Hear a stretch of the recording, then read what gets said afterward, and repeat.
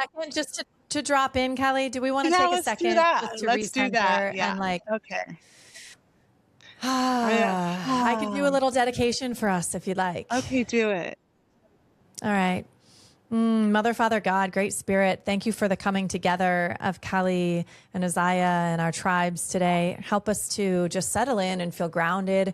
Help us to open the channel up above to you. Help us to be an open channel for your service, for your love, for the messaging that the listeners need to hear today. Help us touch their hearts in an impactful way. Help us open their minds and help lead them into a place of courage that will serve them and will serve others. Help us to just be conduits of sharing the greatest good today. Amen. Aho. Amen. Aho. Lovely.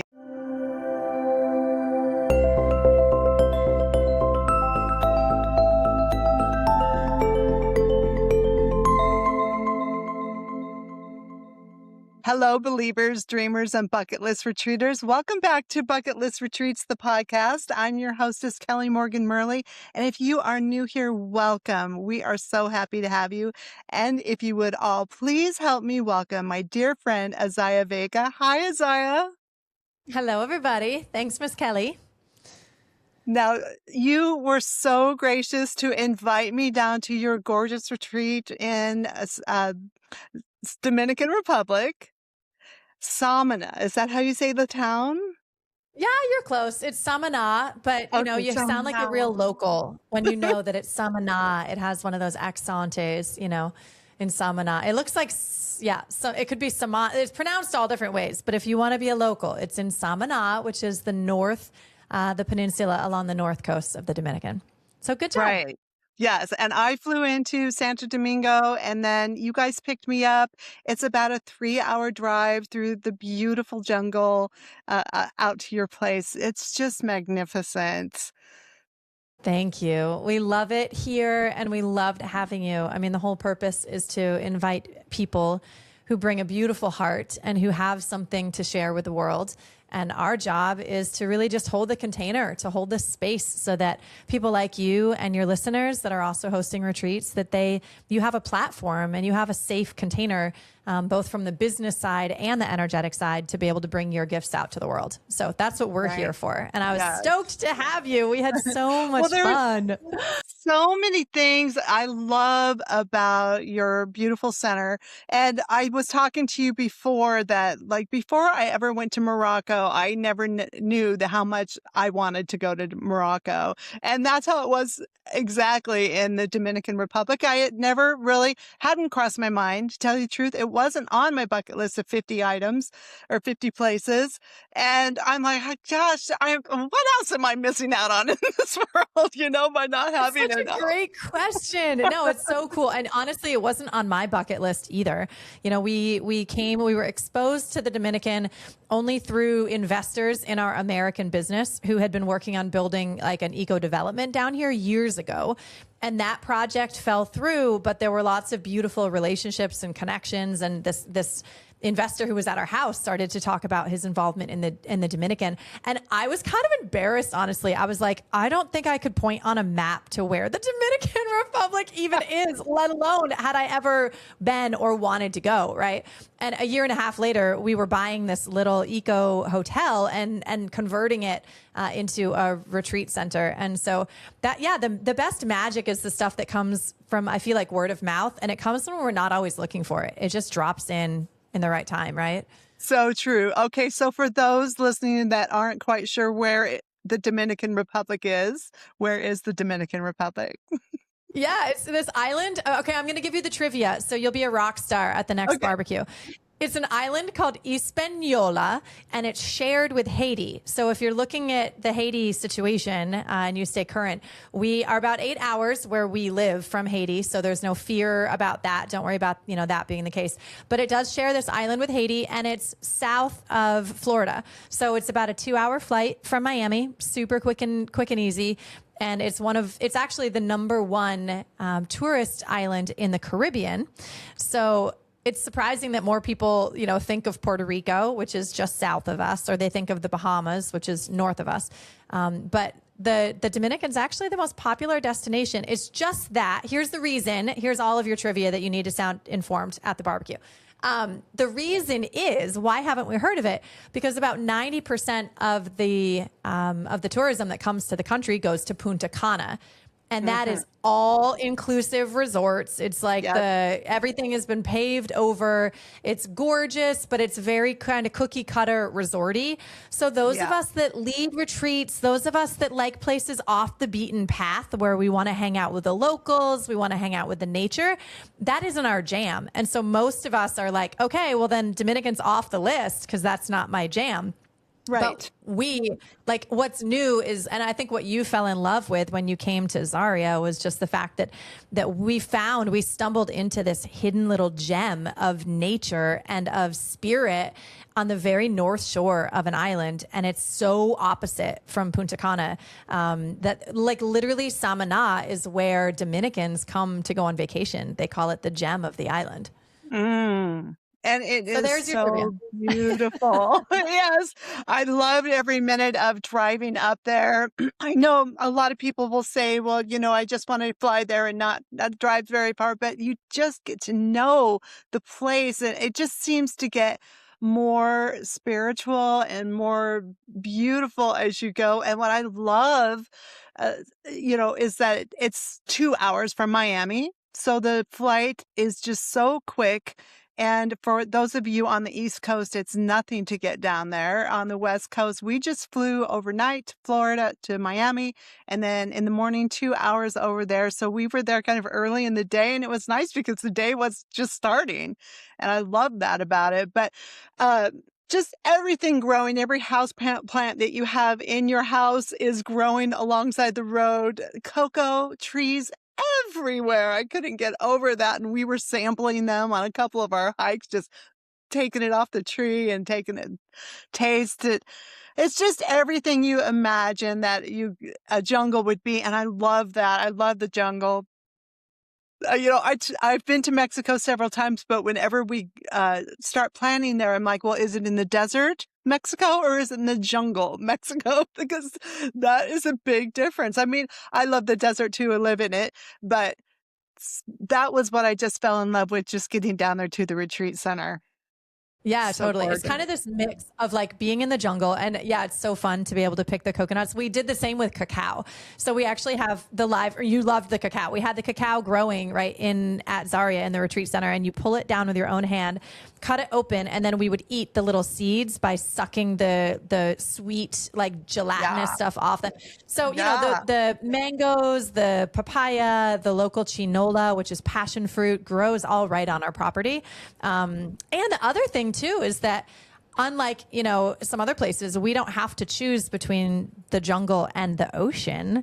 So for those that are wanting to go and play at the beach, like when we're up at the pool deck, we can hear it. And how Yeah. cool is that? Like for our morning Yes. meditations and the cold plunge and the yoga, we don't have to walk Yeah. down to the beach, which isn't too long, but we still don't have to do it. But we So can listen beautiful. to the waves crashing. Like we can watch the sun rise and set over the mountains in the jungle, and we can listen to the ocean at the same time. So I think that's Right. kind of what makes it extra magical is usually you have to choose an eco retreat center in the mountains or an oceanfront thing, which really is a little sometimes disconnected from anything other than the ocean. And here it has the magic of both. So I think that's why So your nervous true. system was like, like full Yes. immersion. Yes. You're getting all the elements at the same time, which is how we're going to reconnect and drop in with nature fully. Is we're literally getting all the elements, and it's open air. It's not air conditioned. So the ocean breeze, the fans, like we're smelling it, we're feeling the nature, we're smelling the soil around us, and the plants are talking to us and giving Yeah. us their fresh air. Like it's a full sensory experience to be there, and that's what I hear Yes. all the time from people. Right, because the few people that I've been trying to talk to about it lately, I'll say, "What do you know about Santo Domingo or it's about Dominican Republic?" And quite a few people have been to weddings. And then my daughter was like, "Well, that was the site we were looking at for a wedding." So a lot of people, if they've been to the Dominican, it is usually for a wedding at one of those all-inclusive resorts like you were talking about. And so that is completely different than what we are doing down there at Zaria.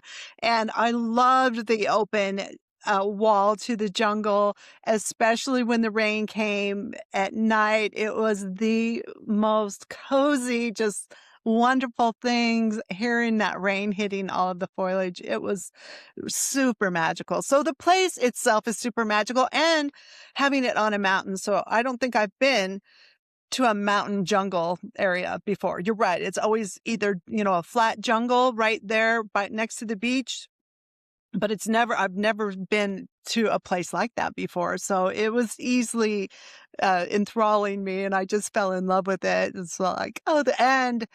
It's so beautiful. I love the big center area. What do you call that? We call it the rock living room, because the one that's under the big Kana roof, right? Yeah. So is that what open Kana? Air. It's Kana, and it's built into the cliff. Everybody who hasn't been there yet, I'm sure we can probably offer you some photos if you'd like to insert them. Photos up. One entire wall of that, what we call the living room, where we do our more intimate gatherings and ceremonies, is the actual side of the mountain, and then the rest of it is all Kana roof, which is like what gives it kind of that Bali and Lord of the Rings feeling, right? Yeah. You're underneath this really open air nature immersion, and you're like seeing the clam, or the not the clams, I'm forgetting the name of it right now. As the little animals that like climb on the walls, and you have to be careful. Conchs or whatever. Yeah. Thank you. Yeah, the little snails, and you try not to step on them when it rains. And it's full on jungle immersion. And I think that's what's so important. That is for you. It doesn't all make sense until you arrive on property. And that's what I, love to do, is to invite people. It's like you can look at the pictures and go, wow, and then you step into the property and your body just says yes, like, please. And so I would love to invite your guests. I don't know what we're doing in terms of, calls to action, or just a loving invitation to them to potentially consider coming down with you whenever the next time you come. We are going to have a couple of different retreats we're trying to organize, and first of the new year is the dates that we're looking at. So if you are anything like me and Christmas doesn't turn all your buttons, get ready, because you're coming down to the Dominican Republic with us. So if that sounds something interesting to you, that is what we will be doing. And I can't wait. I'm sure I'm going to be talking all about it from here till then. And I can't wait to. But I wanted to just say that in the last 2 episodes of the podcast, first we were talking about place and why it matters. And then we were talking about time and how time just expands when you're on retreat. And when we were in that living room area that you were just describing, that's exactly how it felt. Like immediately, hey, I am not in Kansas anymore. This, your brain is just trying to adjust and saying, what is this beautiful, what is this beauty? What are these sounds? And everything just fills you up. And if I personally felt like this retreat center was the quintessential idea of a true retreat. When people think of the word retreat, this is probably what you're thinking of. A beautiful place that you're not at home. You are retreating. You are going away from the rest of the world. And you guys down there just held us so beautifully. You're feeding us the beautiful, wonderful food. You have a wonderful chef cooking all of our meals. And of course, what are we calling Sergio? What is his profession? He's the manager. Or I call him he's the king of hospitality, is really what Sergio is. He's like that son that you want to adopt. It's like your kid's best friend that you're like going, oh, can you just be here all the time? He brings you the fresh drink before you even ask for them. It's like, would you like this? And you go, I hadn't even had a moment to think of it like that or not. Thank you. Yes, I would like that. That's your Sergio. Yeah. So we all found Sergio, and I was telling Zara when we were talking about the retreat we're putting together, I go, well, must be Sergio. Yes. I mean, we want so just because you're in the jungle and it's a little like elevated glamping is Yeah, probably a good sure. expectation for people. The service is still 5-star. It's world-class service without the pretense by people who just literally will match your heart in love and just really their love language is making sure that you're comfortable and that you're happy emotionally and physically the whole time you're there. So yes, we will make sure Exactly. And that the that's what king I of always hospitality serves you. yeah, and that's what I always tell everyone is if you're tired of the marble pillars and the marble floors and your heart isn't fulfilled when you get home from those places, this is the type of place where you're going to come home and you're going to say, "I'm going back." Like, send me back immediately. I must go back. Yeah, So, totally. It's like even if you're not doing a transformational retreat, you know, we right. offer different retreats here. We have sacred and plant medicines. We offer women's retreats and men's retreats, and you know, all different types. We offer conscious business groups. Like we bridge the gap between and yoga, of course, and breath work, and all different offerings. And even someone who is bringing just like a nervous system decompression, just a Yes. regular retreat, you're going to leave transformed. And that's what I hear you saying is that you Yes. don't even need a full on curriculum because there's a healing energy in the mountains there. The land is called to heal people and it wants to touch your heart. And so even if you come doing, like, I've had people ask to do writing retreats here. I've had asked Yes. people to do sewing retreats and sewing clubs.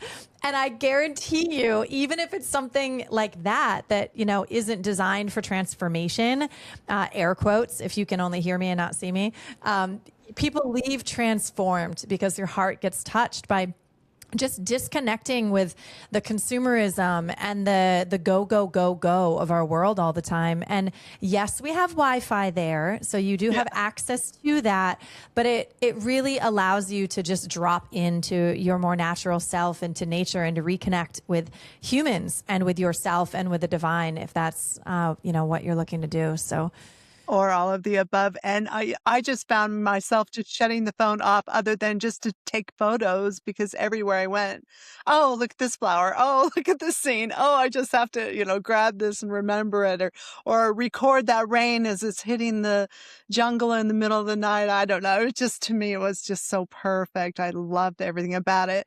And on the podcast, I was going to start with introducing you and who you are and da da da, and then get to Zaria. But boom, who can stop talking about Zaria? So yeah, so you love the place. Yes, I'm thank glad we you. started with that. But let's talk about your path to Zaria because I kind of feel like to me it seemed like the cherry on top that you guys got once you got to a certain level. Does that seem like a good way of describing who you Yeah. are?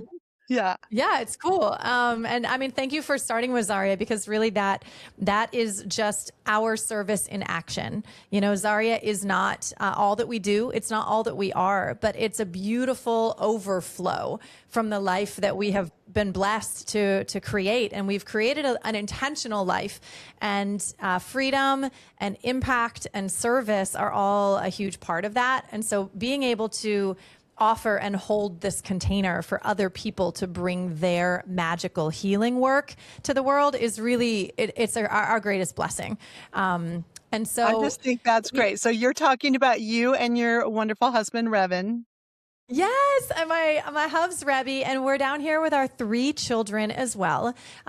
So kind of the quick origin story is that if you had met me 3 years ago, you would have known me as a real estate investor and team builder, and kind of mover and shaker, wheeler and dealer in Arizona. And my husband, Revan, runs a national life insurance agency and holistic financial kind of wellness company. And we can do that remotely.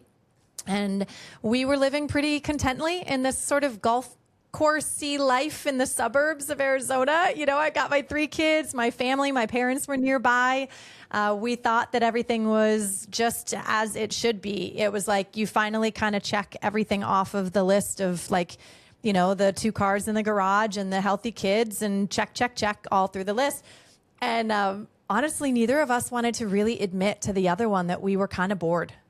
That it was like, we hit our or at that point it was our 40s. And we were like, I really should be the happiest in my life. Everything on paper looks perfect. And yet there was just this sort of, is this all there is? If I'm being really honest with you, and I'm just getting vulnerable because I think your crew can probably hold it. And Yes. it wasn't that we were complaining. It wasn't that we were not content. It was just this like, now that we've got the stability underneath us, is there more? And once we communicated that, and I did this shift of my priorities, I actually did this exercise where I cut out a sheet of paper with 50 priorities written on it. Some people call it values and beliefs. That feels heavy, and it could lean a little dogmatic. So for me, I just called it my current priorities. And I cut out, it was like a second grade project, right? Like I cut out into all these little slips of paper, these 50 priorities.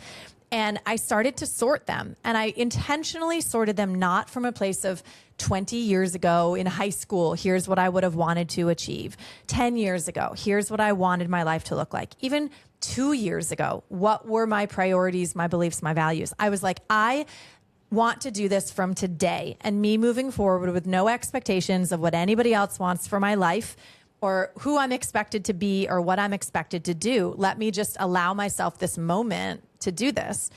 And what I noticed is that I had security and adventure and family in my top 3 when I finally made it to top 3.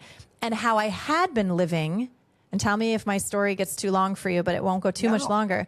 No. Okay. So how I had been living was that I had security and then family and then adventure.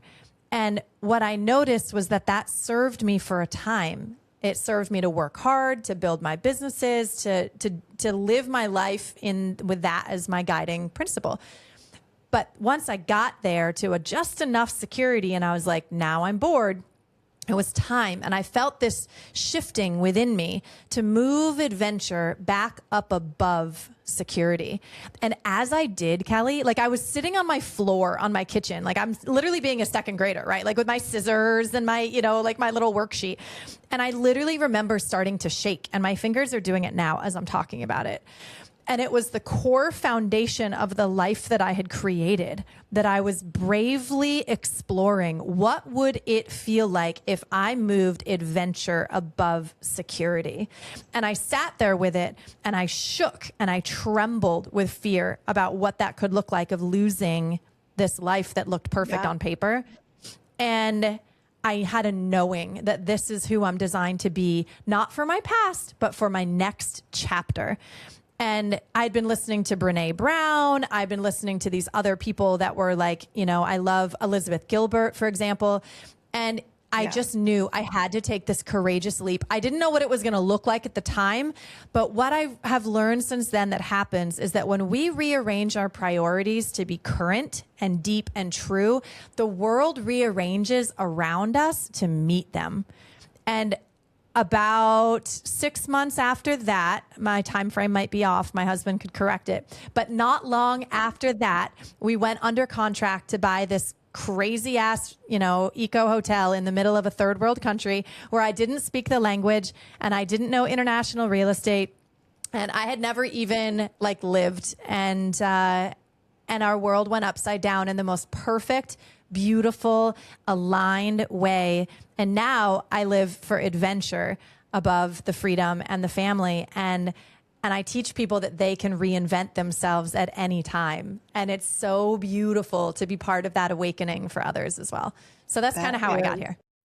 That is a beautiful story. And I love, you're right, seeing the kids down there and how just free and beautiful they seem to be, and so loving and engaged with, those of us that they just met. They were just perfect. So congratulations. I think you've done a beautiful job with your family. It's just lovely. Thank you. I receive. They're not always little perfect angels, but none of us are. No. And that's what's awesome. Yeah, we just do real. We've created this beautiful environment where we just honor honesty. And when we hold the container for groups, when we even hold the container for group leaders, nobody's going to be perfect on either side. Like, expect the unexpected. Expect that the power might go out and the battery backup might need to come on. Expect that the farm might run out of fresh milk for the day. Like, expect the unexpected. Yes. And then you have laughter and you'll have joy and you'll have adventures and stories to talk about. And so that's just the world that we've created. And it's really fun to invite other people into it. It is so fun. And try that on again. I was looking at the title of the retreat and I'm like, find your fun again, or, women fun times. I definitely had to have the word fun in there. So even though we did experiment with the sacred plant medicine, I was thrilled to do that. And it was, I always have a hard time putting it into words because it was really just so enlightening for me. And I have been a different person ever since that one ceremony that we did. I dream again. I haven't dreamt in years. Well, you always dream, but I don't ever, or in the last few years, have not been able to remember my dreams. And that came back. So that was like a physical, if you will, I'm air quoting, thing that happened to me after that one ceremony. But wow. we had really spiritual times together and beautiful conversations. It was still, on top of all of that, so fun. And so let's talk really quick about those fun excursions that you do down there, starting with the zip line. Yes. Well, and we always start with the zip line because, what It's we're close. doing is we're shifting it up. It's right down the road from us. The largest zip line in the Caribbean happens to be our next door neighbor. How cool Huge. is that? I know. It's like we couldn't have planned this had we tried all of the awesomeness. We're recipients, all of us. And when I say us, I mean the collective. Yes. And so, we hit the zip line usually first because what that does is it brings us to an edge and it reminds us of the fear and the excitement and the adrenaline, and it just wakes us up. It's like the pattern interrupt. And it creates the camaraderie in the team. And so we found that that's a really beautiful start, that like, who was a stranger before you hiked the side of this mountain and who helped pull you up it potentially, right? Or cheered you on as you jumped on the back of a motorbike with a handsome Dominican guy with no shirt on. Like I said to Azaya, I'm not sure really, because you have to climb to the top of the mountain where the zip line is. And I said, I don't know if I'm up to that. And she's like, well, how about a motorcycle with a really cute Dominican? I'm like, I'm in. in here for it. And you like held your own on that Dominican ride. I mean, and we're laughing hysterically just watching how much fun you're having on the back of this motorbike, which, it's just an adventure. Every moment is an adventure. And watching the group show up to support one another in these very first moments is really one of the gifts of having the fun and doing the excursion. And it really just gives us that pattern interrupt to bond and to support each other. So then the next day when we move into the other possibilities, whether it's plant medicine or meditation or breath work or whatever we're doing, we already now know that we're in a container of safety and support. So that's cool. But then we also... And I was going to say, on the zip line, it's also an extremely safe zip line. So you may go to, I've been on a few, and what was nice about this one is it's a double zip line. So, if one should fail, it's not going to. It's rated for like, what do you say, 1,400 pounds or something, so you can do doubles on it if you want. And so I love that was safe also. It was like, here is a container of safety all around you if you want to, step off that ledge, which totally, it was so freeing and just so amazing. Know, it's scary, it's freeing, it's amazing, it's all of it. And it's intended to push to our edge because that's where the growth is, right? Yes. When we stay in our comfort zone, which is, hello, America, for the most part, we're not growing. We're not growing when everything stays at this happy, medium.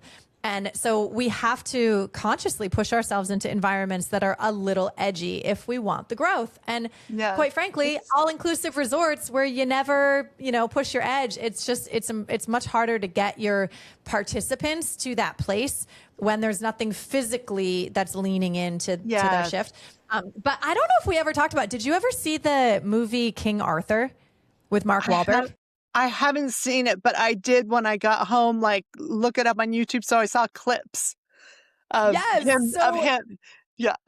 him on the zip line, that zip line, like the dog was there. The whole King Arthur, guys, it wasn't a medieval fighting movie. It was No.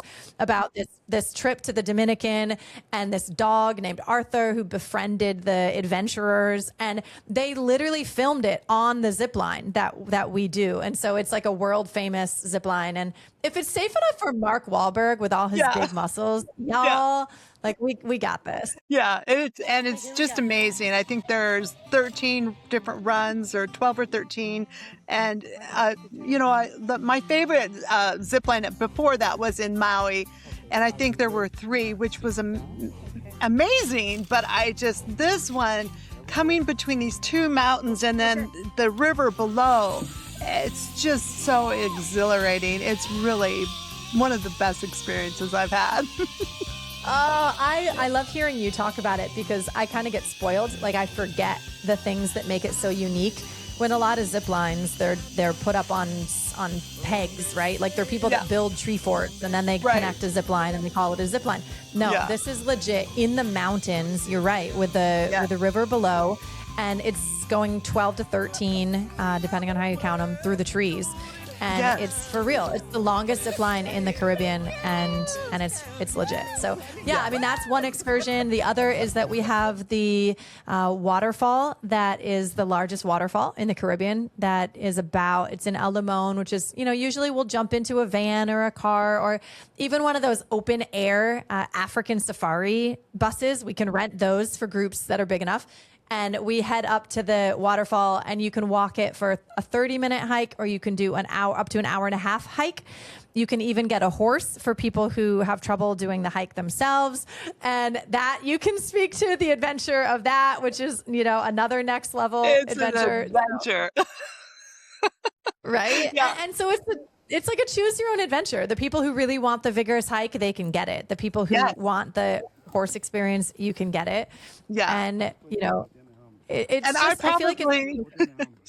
probably could have walked down or hiked down, but the hike up, I'm glad I had the horse. And it was a little horse, but boy, he was mighty. Yes. And then that man just picked when we got to the bottom, he just picked me up right off that horse, set me down. I remember that. You weren't expecting how I don't think I've been picked up by a man in like lifted off a horse. Yeah, it was a moment for you. Like, I do remember. Yeah. And you felt light and just like this young sprite of a thing just lifted off the horse. Because he did it so effortlessly. He's just, I'm like, okay. Right? I know. It's all of the fantasies that then that waterfall. Yeah, that waterfall, if you go to our website about the retreat, it's at bucketlist.com, I always say Santo Domingo. It's bucketlist.com/Dominican Republic. And that waterfall is featured front and center on our page. So if you want to see the most magnificent waterfall that is going to call you to the Dominican Republic, that is it.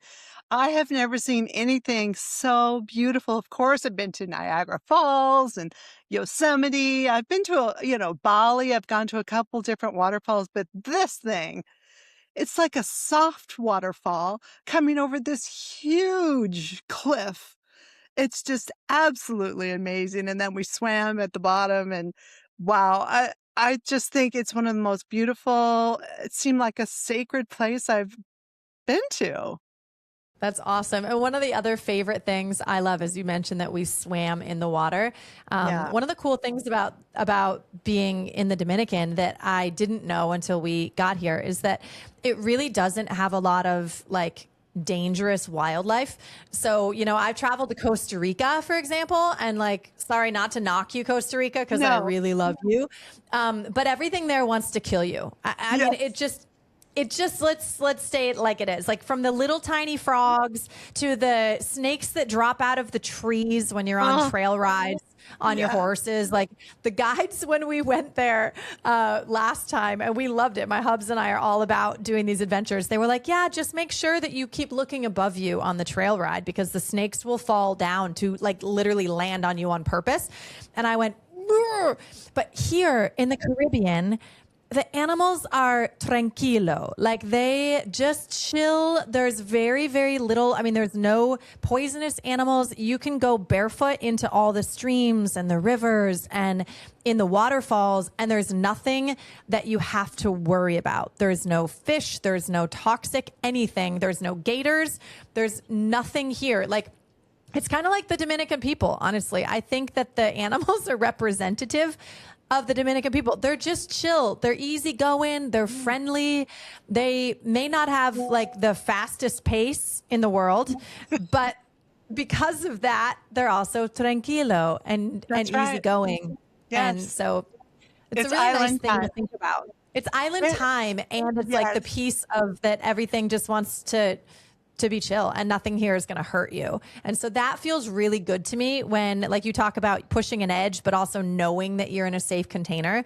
When you see an animal here, if you see like the big frogs, or if you see a snake in the tree or something, it's not going to be a harmful animal to you. It's not going to chase you. It's not going to throw darts at you. It's not going to do anything crazy to try to get you. It's just like, hello, friend, peace and love. Yeah, I didn't see any wildlife. So insects or anything that freaked me out at all. So that was lovely. And believe me, I am always eyeballing for it. I'm like, oh, there's got to be a spider here. So there's always a spider within 10 feet of you. And I'm like, oh, I didn't see any. So when you told me that about, there's no jaguars or, crocodiles, I'm like, wow, that is really nice. Just to know that, they're not even here. If I was Dominican Republic, I think I'd put that number one on the list to come. Nothing will kill you. Right. Nothing wants to kill you. Totally. There's no major predator to kill you. Yeah. Nothing wants to kill you. Like, and it's just a thing. There's no major predators. I mean, we take groups down into the Amazon. We just scheduled a trip in June to go back deep in the Amazon and work with the sacred medicine. And that is not the same truth for where we go deep in the Amazon, and we're going into Peru. And they're like, yeah, don't wander too far away because you might be a jaguar's lunch, like outside of a perimeter, And I respect that. We're in their land, we're in their property. But here, it's not like that. If you happen to see a spider, it might give your nervous system a shock. And then it gives us the opportunity to do the work of like, cool, how can I shed this fear? What can I learn about this animal so that I will no longer be afraid of it? What can I look at to see its beauty? How can I grow in appreciation of this thing? Or even what's the message that this animal has to share with me? Yes. And it's a lot easier to get there when you already know that the animals are peaceful. Like if you see a spider, literally, I've seen all of the local. We started off being scared. Believe me. I mean, I came from the Arizona like golf course, right? So we know to be careful, right? And we would be scared AF when we would see a spider, and my kids would scream, and it was a whole thing. And then we would watch the locals go over and pick up the spider and hold it. And when you see that a couple of times, your nervous system starts to drop and you go, wow, maybe there's a chance I was wrong about this thing. Maybe my fear was unfounded. Maybe it doesn't deserve that fear. And so it allows you to start to shift. And no, the mosquitoes aren't as bad as people think. The bugs are not everywhere. You're not going to be infested with all of these creatures. Like you said, you didn't even see much for wildlife at all. I didn't. And if you do happen to have an encounter with wildlife, it's here to show you something, and it's love, and it's awesome. Yeah. And I do want to talk about the beach real quick before we move on to the other topics, just because it is so beautiful.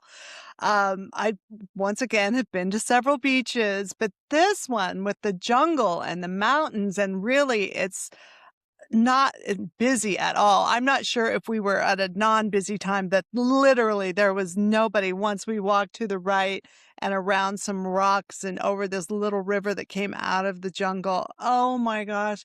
I just thought I was in paradise. We swam, and it wasn't like crazy water that you can't get in or out of. And we were only there for a short time. So of course, when we plan our retreat there, we are going to be spending a full day there. And just bringing in all of this beauty. It's so amazing. And it's a short walk. I mean, you can see it from the top of, from Zaria up on the pool deck, and you can see the ocean. It's just the most magnificent thing. And then it's like a 5-minute walk down there or something. It's about a 5-minute walk. It's really easy. And we always, have an extra car or a couple of motorbikes kicking around. Yeah. We can help people Yeah. if they would like to do that. And I think, what you're describing is that the beach it's a 2-mile long beach, and it's all sandy. It's that kind of sand that's just this Caribbean heaven on your feet. It's very, very low rocks as you go out. As far as you can go, there's very few rocks, but it is surrounded in this horseshoe of mountains. And there's also this really beautiful, energetic feeling there, because the Taino, the indigenous beautiful Taino native tribe to the area, had been practicing peace rituals and doing ceremony on that actual beach. They've documented back about 3,000 years. And so those who are sensitive to energies, I've walked with, and I've just said, look, I'm not going to tell you where on the beach. It's been known that the ceremonies used to happen. I want to see if you can feel it. And it's one of my favorite exercises, because I can as you walk imagine. the beach, and we would spend more time as we go back and do a full retreat. You came as a little sampler. Yeah. But it's amazing to walk that beach experience. And a lot of people can actually feel energetically where the ceremonies used to occur. And there's still a bunch of artifacts that can be found in the jungle that approaches the beach in that area. So it really is a magical place. And it's where, like I said, it's where people from the Dominican come up to go on vacation. And so there's a lot of times you could be on the beach and be one of just a few people there. It's like this hidden little gem. It is. It was so beautiful. And I totally felt that it was a spiritual place the moment I walked off the parking lot. Which isn't a real parking. I mean, it's not paved over parking lot, but The gravel, right? Yes. But as soon as I stepped onto the beach, and the beauty just overwhelmed me, and I just felt the spiritualness of that whole area, really like that whole area. And when I left and went into Santo Domingo for a couple of days, I wanted to run around and see what that was all about. And I would tell people, oh, I've been up in Samaná. And they're like, oh, we love Samaná. And then my main guy at the hotel, he's like, I'm from Samaná. That is my town. That is my home. I'm like, I understand why you're so insistent on letting me know that was where you're from, because that is a beautiful place. So I am so thrilled to meet you, and that you guys have had this experience and now you're sharing it with everyone else. There's nothing more beautiful than that. Oh, well, thank you. It really is our honor, and the whole reason we're doing it in this tiny little fishing village. I mean, there's only 150 residents in the whole little town in El Valle where Zaria is located. That's why there's like the fishing boats that are still going out on the beach, right? It's people actually fishing for their family for that day. Wow. It's not just some commercial, world that has been taken over. Like, we really do immerse into this culture that's hard for our minds to wrap our head around. But people like you who really lead with heart, and you have committed your life to helping others to create abundance, but create it through helping others achieve the life that's better, the life of their dreams, the life that's more aligned, the life that's more connected. That's literally our why for doing it. So it really is our honor. So it's a better place because you were there, and it will be a better place as your tribe is looking for a home. I mean, we're never looking for just a host to call us one of many. We're looking to build partnerships with people that feel like family, that feel like they're excited to come back and do this over and over with us, and that we support them as much as they support us. So I'm looking forward to those relationships. Right. And I was just reading on your YouTube channel how you guys are into healing, growing, and thriving in every area of your life. And of course, I'll put a link in our show notes to your YouTube channel, because I have been watching a couple of your most recent interviews. Just so interesting. And how you were saying that you are, wanting to connect with these thought, how'd you say it? I wrote it down. Trailblazing thought leaders. Just so stunning. It gives us all a new way to think about life because, like you said, you guys reached a beautiful plateau. You were secure. Your children were healthy. You had been married for a long time. You still have been married for a really long time. It was 20 years. Yeah. Then when we left for the island, it was 20 years. We're at 24 years now together. Right. But it was more, you were desiring more and more of a life. As far as we know, this is our one life.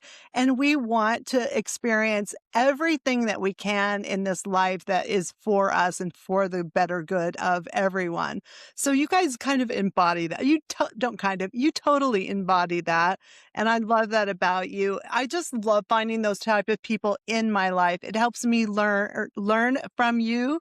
It helps me remember, oh, yes, that's what you were doing. You might have forgotten the last couple months because you were so busy, but come back to that feeling and come back to how you want to live your life and or just have an experienced life. That's what I'm thinking. Yeah, thank you. I received that. I mean, what if that were the whole purpose of this life? What if we took off all the weightedness of all the lessons we're supposed to learn or the big mission that we're supposed to be on? And what if it were really just all about, did we live boldly? Did we experience the full rainbow of every emotion and every experience we could soak up from this crazy ass earth school, right? Yes. What if that were it? And that's all we had to accomplish? Like, how would we live differently? How would we show up differently? And we just we're trying to fully express and embody that and teach that to our children too. It's, to shed the expectations of society and to really go inward and find out, like, how can I just more deeply express who I think I am? And how can I experience more of this beautiful life that's in front of me? And I think those are valuable conversations worth having. So thank you for sharing your YouTube channel as well. You bet. And I also, before I let you go, want to discuss plant medicine and maybe a way of how I would introduce it. You can tell me right here, right now, like to others, that what might draw a person to plant medicine. That's a beautiful question. And I could talk about plant medicine all day long. I know it will. And I will probably invite you if you are willing to come back and just do a whole podcast on plant medicine. But I always have, now that I've experienced that side, I'm looking for a way to introduce others to it. And who I'm thinking of is people like me who maybe have had some emotional trauma, or like, you're not completely down and out. It's not the end of the world. You'll be able to carry on beautifully if you don't go through this, but this is an opportunity to invest in yourself is what it is, and your mind and your heart, and bringing them together. That seemed to be what happened to me in my first plant ceremony, sacred plant ceremony. I love that. Investing in yourself. It's a beautiful description for this beautiful work. And yeah, it's an honor to introduce the work to people for the first time as well. And particularly, we're talking to a group of pretty high performers, generally, people who have lived a life of achievement and had some success in things. We identify generally as, of course, show me a human and I'll show you childhood trauma. Right. And I'll show you adult trauma. That's just part of the human experience. And so it doesn't have to be on the extreme side, and nor does the pain of where we are have to be on the extreme side at this moment to benefit from doing the sacred medicines, working with them.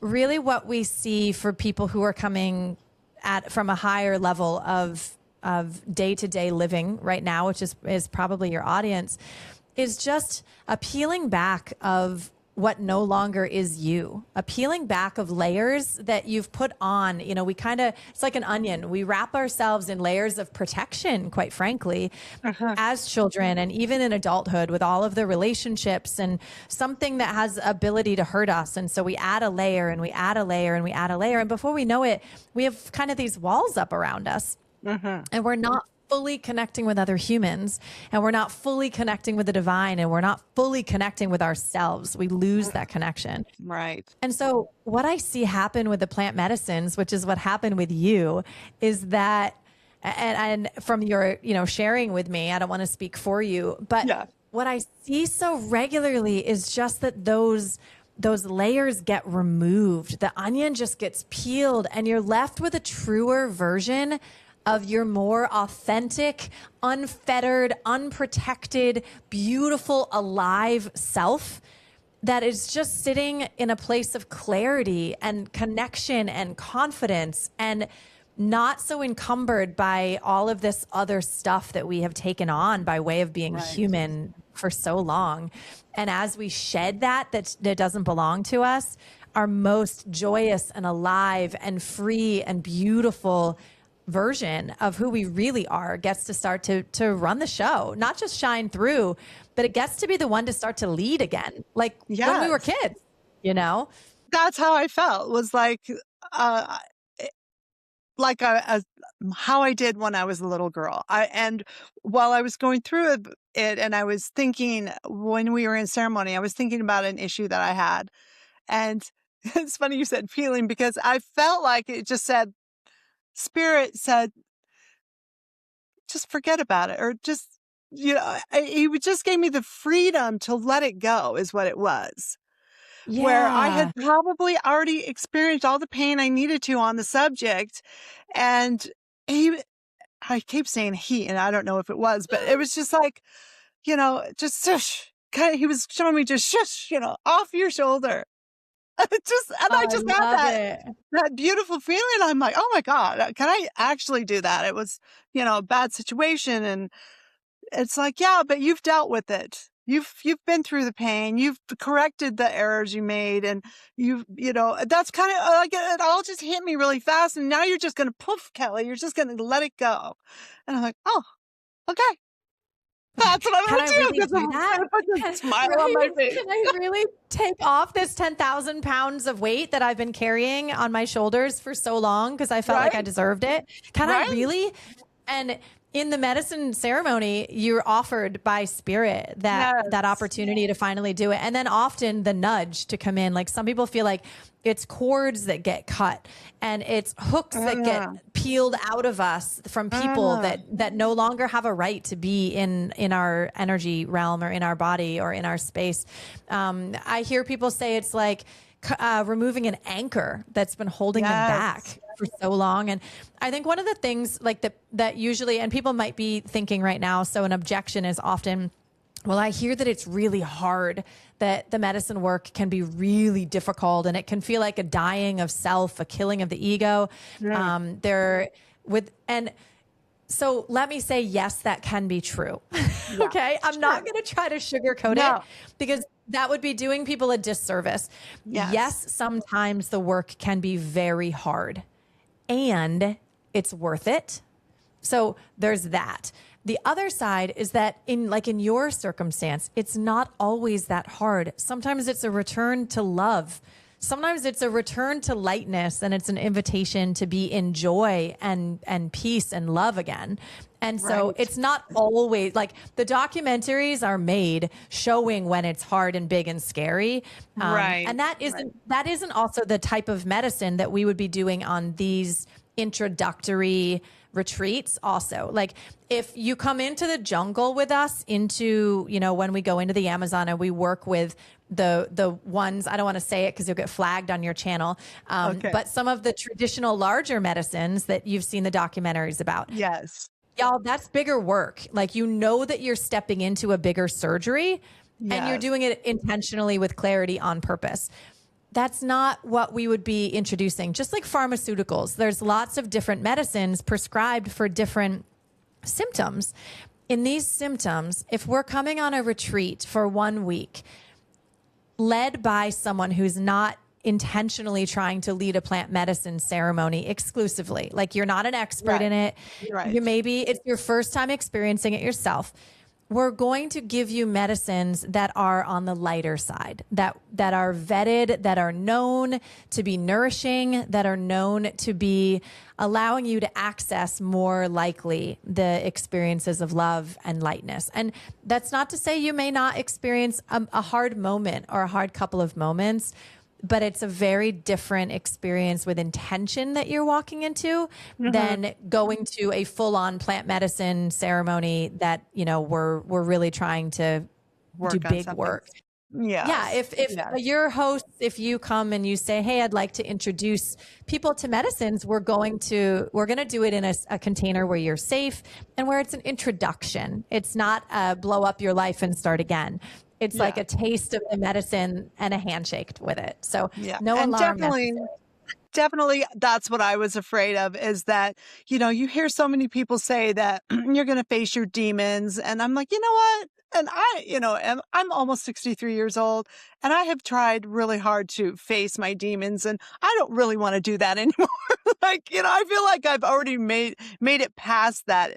So I would just say to someone, if you're like me, who you've been working on yourself and your spirituality for years, it may not be your number one thing. And so that didn't pop up for me, I kind of felt like. And that what did pop up for me is what has been nagging me and bringing me down for the last 6 months.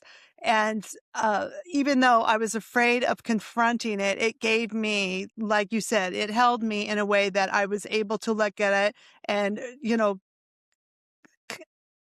be happy with myself for the work I had already done on it and give me the permission to let it go.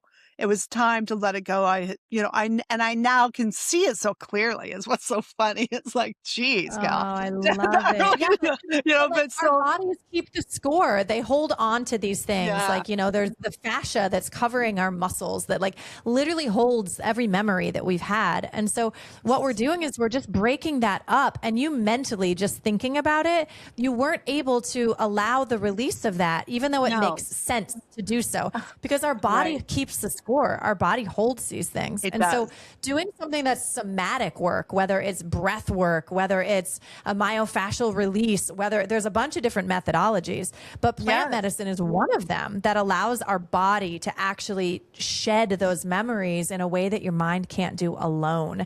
And you're the perfect example of that. Well, and also, I went with another friend, Frances, who you all have seen here on the podcast before, my Qigong instructor.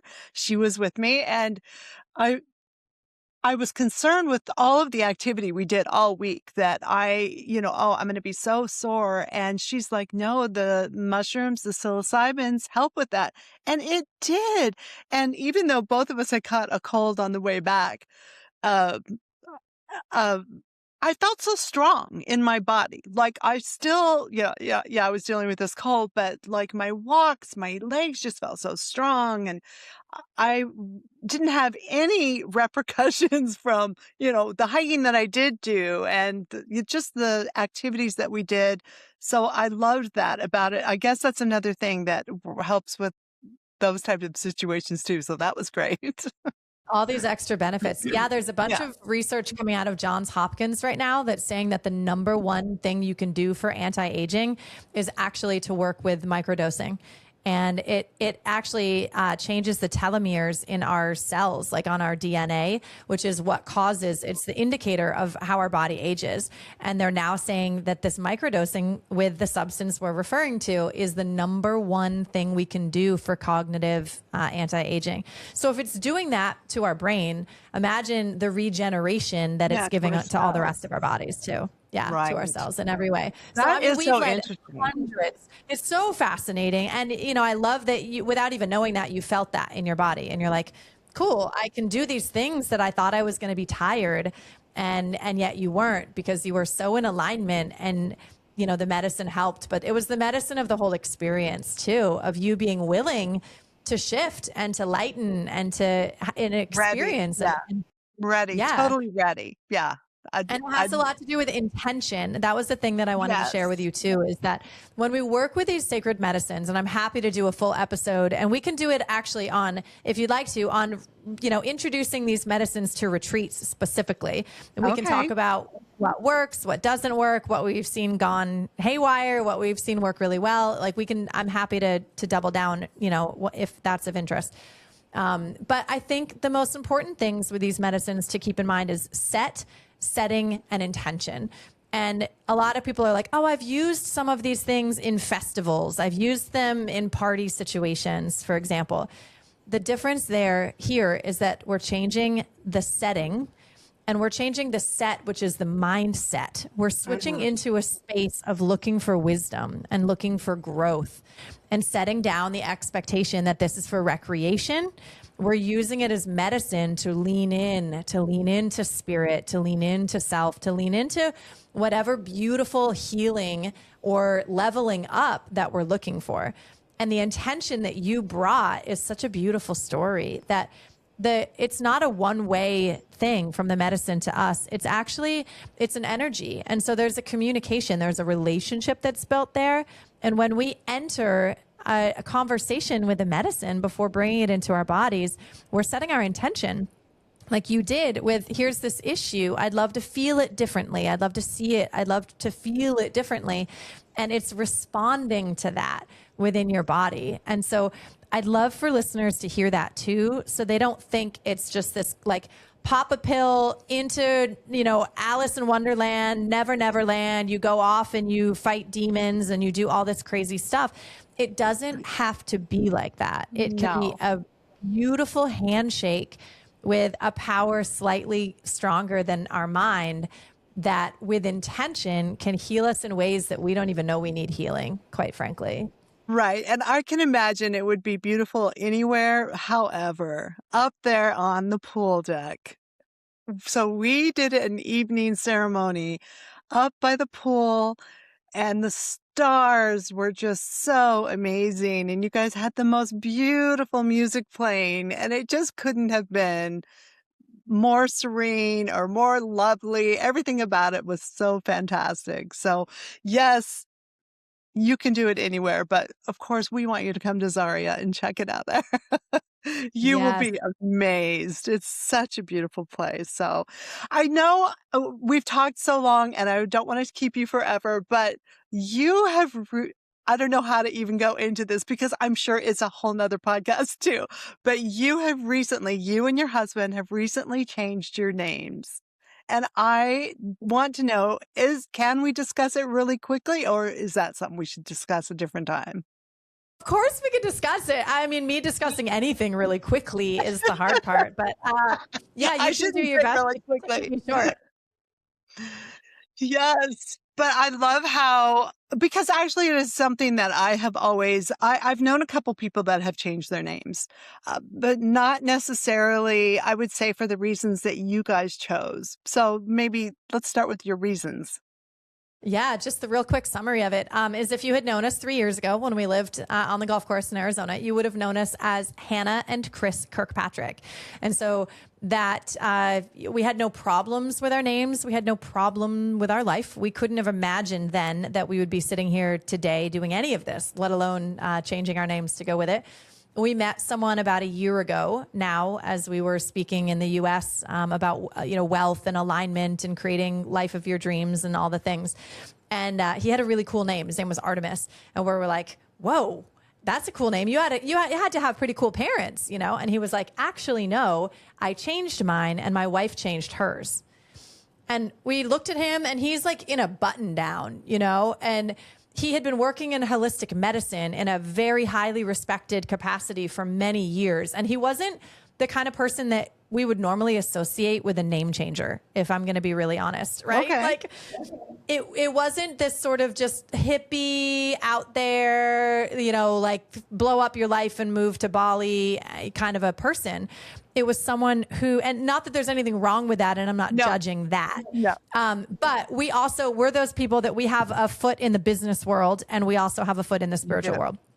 And so we were just taken aback by it. We were like, whoa, okay, tell us more. Like, I've never heard of this before, except for people who join communes, quite frankly, you know, or Yeah. go, right. Yeah. And so he started to tell us, he goes, I believe that everything in this life is energy. The words that we speak, the words that we hear, the foods that we eat, the vibration is all around us and it's energetic. And we were like, well, we do too. And he goes, and I believe that my soul came into this life with a certain life path and a life purpose. And it wants the expression of that highest life path. And we were like, okay, we're tracking. We believe that too. And he said, so I learned that there's a vibrational science and there's thousands of years of history also, and like, you know, more mystical understanding, spirituality to it also. But there's a vibrational science and there's a numerology science called Kabbalianism, and it's based upon numerology. And that if every letter has a number assigned to it and the numbers together have meaning and have power, and the vibrational sound of your name actually means something more than just the meaning that the dictionary gives that word. There's all of this energy associated with it. And we were like, okay, that's cool. That's interesting. And we just pursued it from curiosity. And very quickly we learned, he was like, well, what if you found out that the name that you've been using has easily identifiable blockages to the achievement, essentially, for lack of a better word, of your life path? What if there's an energetic block just by the name that you're calling, you're casting that spell of, and you're receiving all the time? And we were like, well, I guess we would want to know. We would want to know about it. And so we did research on our names, and we learned it was like our mouths just hit the ground when we did this research about Hannah and Chris and what they actually had as energetic limitations. And so from there, we were like, oh, crap, I guess we need to do something about this. Because it wasn't that we disliked our names, and it wasn't that we wanted to erase our past. It wasn't that we were running from anything. It was that we were ready to elevate to our next level of becoming. And the container of our names wasn't big enough to hold who we had become and who we were becoming. And our commitment is to remove anything that's in the way of our greatest expansion so that we can give more and serve more. And so at that moment, it became the choiceless choice. It became an obligation. Yeah. Right? To sort of find out, well, if this isn't the container for me, if this isn't representative of my highest self, then what would be? What could be? And then we spent probably 200 hours doing research on all of these different pathways. And we found names and sounds that we liked from different names, and we picked them apart and we put them together, and we analyzed the numerology of it all and the significance and the sound vibration and just all of it until something just was like, yes. And we both found our yes. And when that became the case, it was the choiceless choice to really live into what we say. And like, if you got to be weird, if you got to defy convention, if you got to do things that make uncomfortable to step into your highest self, are you willing to do it? Yes. Are you willing? That is so exciting, though. I love it because if it's not serving you, why not? So I loved the whole idea behind it. Of course, you know that I received a name during our ceremony. I didn't know if you were going to share this with friends. I did. Well, I haven't shared the name, but I'm doing the investigating. So that's, once I get all the more information on it, then, and just make some decisions. But that was a real trip too. Oh, it was so fun. Your name came as a download from Francis at that time. Yes. And then it was a really beautiful experience to practice using it in all the ways and to see how you felt, right? Yes. To see what happened in your body, because what's happened for us is there's a visceral reaction when we say it. And when we hear it, like you get called up with the right name, you get called up into a higher version of you. And Yes. it was beautiful to watch that for you. Like I remembering watching you unfurl like a petal of a flower in your new name. And it was so exciting and beautiful to be a part of. It just felt representative of you. So, Yeah. it's a process. It's It not is a something process. that like we say just do overnight. There's no you shoulds. There's no time frame on it. Because it's a big decision and it has to feel authentic, and it's not performative. It's not for a No. branding. It's not for we already talked about erasure. It's not because you also dream that you could become someone different with a different name. It's just an embodiment of the next level of who you're already becoming. And it's Right. an expression of that helps to co-create it. So I Yes. celebrate all of it for you. And I can't wait to hear if it continues to feel right for you. And Yeah, I'll let you know. You'll be the first. yay. Oh, please. I Thank love that. you. So Thank you so much for coming on the podcast today. I think it's a really rich, interesting discussion that we had, and I can't wait to share it with everyone. So, I am is there honored. anything else Thank I've you. left out that we should talk about before I let you go? Oh, no, I love that question. And I'm excited to speak with any of your hosts, any of your audience that have concerns, that have the yeah buts, that have the Yeah. elephant in the room. And like if there's resistance there, I love to hear about it. I love to drop that in the middle of the room and go, okay, what is the biggest thing that's holding you back from your greatest expression as a retreat host, for example? What's the fear that keeps coming up? What's the obstacle in real life that keeps coming up? And let's really inspect it. Let's not hide from it. Let's get in there and see it and work with it and figure out how it's there to serve you. And what I see is obstacles dissolving in front of me every day. And I love that. That's my favorite thing about you and Revan, is that you really are hands-on with these retreats. And if anyone does have any questions, we have answers. So let the questions begin. Hit us in the comments with any questions that you happen to have, because they are there ready and willing to answer all of our questions. And I keep hitting her with more questions on WhatsApp. Hey, what about this? What about that? I So love I it. certainly Yeah, it's appreciate it. perfect. And I mean, we keep reinventing as we go too. This isn't static, we're trying to learn what people need and what doesn't work for them so that we can create a system that works for people emotionally and financially and business wise. So And when I that's hear, huge. for example, when people are like, oh, most places require really big deposits and they require them really far out and they're non-refundable. And I'm scared to death. I'll give you an example if we still have time. For example, we had a woman who was like, yep, I booked a place in Portugal and she required, the place required a $20,000 deposit a year in advance. And we watched this beautiful soul move from abundance and possibility and leadership from overflow to shrinking into fear and scarcity. And she knew she had to hit 17 people just to break even on this thing.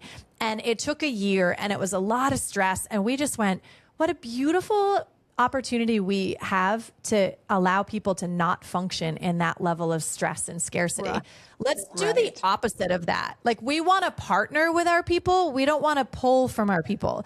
We want to make this successful for our people so they're stoked to do multiple retreats a year and share it with their friends, right? So we have a tribe of like-minded souls, not trying to extricate the non-refundable deposit. It felt horrible. And we were like, this is so cool. So let's make the deposit $1,000 or something really stupid, unheard of low. And then 3 weeks before your retreat, if the retreat isn't booked, let us open the place up to hotel guests so that you don't lose all your money and we don't lose all ours. And how do we make a win-win? And I challenge anyone to find that in retreat centers. It is almost unheard of, and it's ridiculous. It shouldn't be. It should be the way that you guys are doing this. But I love that you saw the problem and you have embraced it. Let's make this work. And that is Yeah. really has always been my philosophy in retreats. I do have a non-refundable deposit, but that is just so that we can book our places. But I always try to work with someone. So if you have an illness or something pops up, let's find someone to take your place so that I can refund you. Like, it is working with everyone that gets you somewhere, and it helps people to get to these places that you're wanting to help them get to. So that's what it's all about. Yes. And I mean, if anything, we err on the side of we trust people too much, right? And we give maybe Yes. sometimes too much. And from the business side, there is value in people will honor and appreciate more what they pay more for. And so I Right. think there is some value and benefit in other people putting their skin in the game too. It's Right. just, to me, it's where is the heart? And like you said, if an extenuating circumstance comes up, how can we meet human to human? And our goal Right. is really that I would rather have you come back every single year for the next 20 years than I would keep a deposit from someone who doesn't even come and they go broke because of it. Like, that just feels yucky to us. And so we're just looking at this like, how can we make this an expansive thing that helps the retreat host win? Because again, our mission isn't to make money from this project.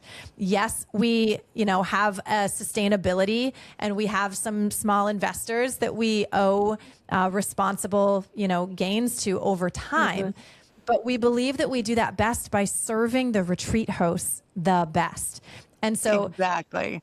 I love that you call that out. Like, if you don't feel that from your retreat center, that they're looking to partner with you, they're looking Right. to pull from you, to extricate from you. And if they don't take any risk and put it on the table in partnership with you, it's not a partnership. No. No, and they do. So many of them make it so rough, and that's definitely not what we're looking for. So it's just such a joy to find you guys and to work with you guys. We're just thrilled to do that. Well, I'm Thank you thrilled to bring the so right much. people. Thank All you. right. Well, My thank you again, pleasure. Azaya. It was so good to see you, and thank you for coming on the podcast. We hope to have you again, and you have a beautiful day down there in the Dominican Republic. Oh, thank you so much. So much love. Mwah. Okay. Bye-bye. As always, keep retreating, keep exploring, and we'll see you on the next adventure. Bye-bye.